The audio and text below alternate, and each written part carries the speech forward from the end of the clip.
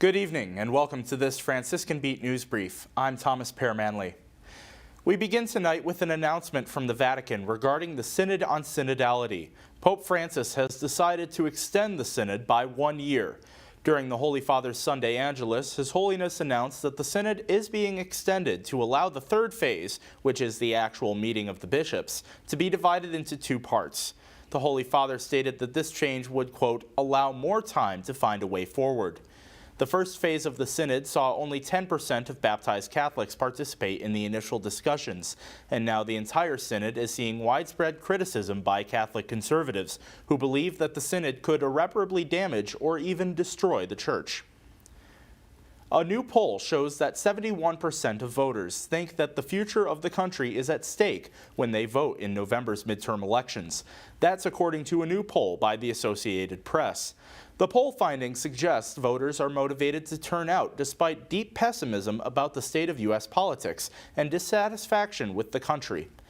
With less than a month to go, about 8 in 10 registered voters say casting their ballots this year is extremely or very important.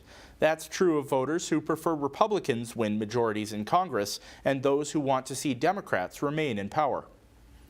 The resilience by Ukrainians in Russia's nearly 8-month war continues to be unwavering, despite a rise in attacks in recent weeks that have been seen as President Vladimir Putin's vengeful response to an explosion that damaged a Russian-built bridge in Crimea earlier this month. Russian missiles and Iranian-made drones struck at least 10 regions across the country 2 days after the explosion, targeting critical infrastructures in major urban centers, leaving 19 dead and more than 100 wounded. Just this morning, waves of explosive-laden suicide drones struck the Ukrainian capital of Kyiv, damaging residential buildings and energy production facilities.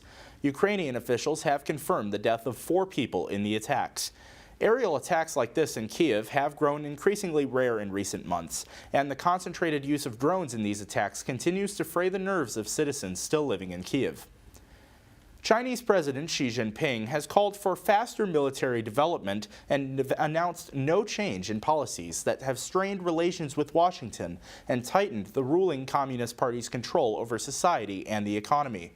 China's most influential figure in decades spoke at the start of a party meeting on Sunday that was closely watched by companies, governments, and the Chinese public for signs of its future economic and political direction. This comes amid a painful economic slump and tensions with Washington and Asian neighbors over trade, technology, and security. The overarching theme emerging from the Chinese Communist Party Congress is one of continuity, not change. The week-long meeting is expected to reappoint Xi Jinping as leader, reaffirm a commitment to his policies for the next 5 years, and possibly elevate his status even further as one of the most powerful leaders in Chinese modern history.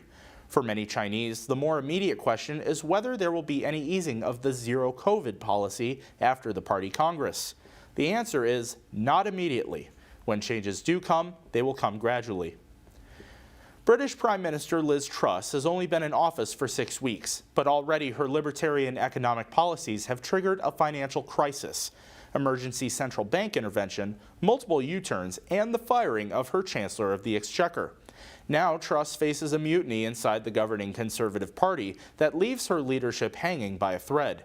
Backbench MPs are now deciding whether they should attempt to force Truss out of office with yet another vote of no confidence in His Majesty's government.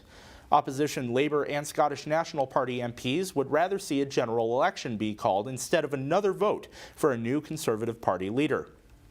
The new Chancellor of the Exchequer, Jeremy Hunt, has insisted that the Prime Minister retains control of her government, despite having to roll back her signature economic policies weeks into her premiership. Hunt was drafted in to lead the Treasury after Prime Minister Truss sacked former Chancellor Kwasi Kwarteng amid rising pressure following the market's reaction to her new budget. The new Chancellor has reversed most of an economic package announced by the government just weeks ago, including a planned cut in income taxes. The Chancellor said that he was scrapping almost all the tax cuts announced by the Conservative government and also signaled that public spending cuts are on the way. Before we get to the rest of our stories, let's take a look at our local weather forecast. Currently in Steubenville, it is 48 degrees with mostly cloudy skies.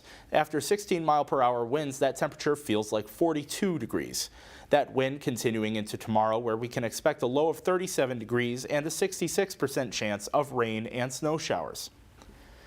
The rapper, formerly known as Kanye West, is offering to buy right-wing friendly social network Parler after he was blocked from posting on Twitter and Instagram after posting anti-Semitic content. West, who is legally known as Ye, was locked out of Twitter and Instagram a week ago over anti-Semitic posts that violated the policies of both networks. In one post on Twitter, Ye said he would soon go, quote, DEFCON 3 on Jewish people, according to Internet Archive records. The potential purchase of Parler would give Ye control of a social media platform and a new outlet for his opinions with no gatekeeper. Chase McGrath made a 40-yard field goal as time expired to give number 6 Tennessee a 52-49 victory over number 3 Alabama on Saturday.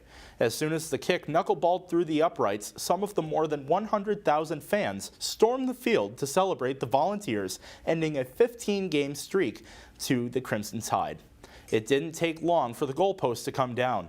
Once the goalposts were down, fans partially disassembled the goalposts before carrying them out of the stadium and throwing them into the Tennessee River. Finally tonight, the management agency of K-pop band BTS says the singers will serve their mandatory military duties as required under South Korean law, effectively ending a public debate on whether the singers should be granted exemptions for their artistic achievements. The band's oldest member is revoking his request to delay his conscription at the end of the month and will undertake steps as required by the country's Military Manpower Administration. We thank you once again for joining us here on Franciscan Beat. I'm Thomas Pear Manley. God bless and stay warm, Steubenville.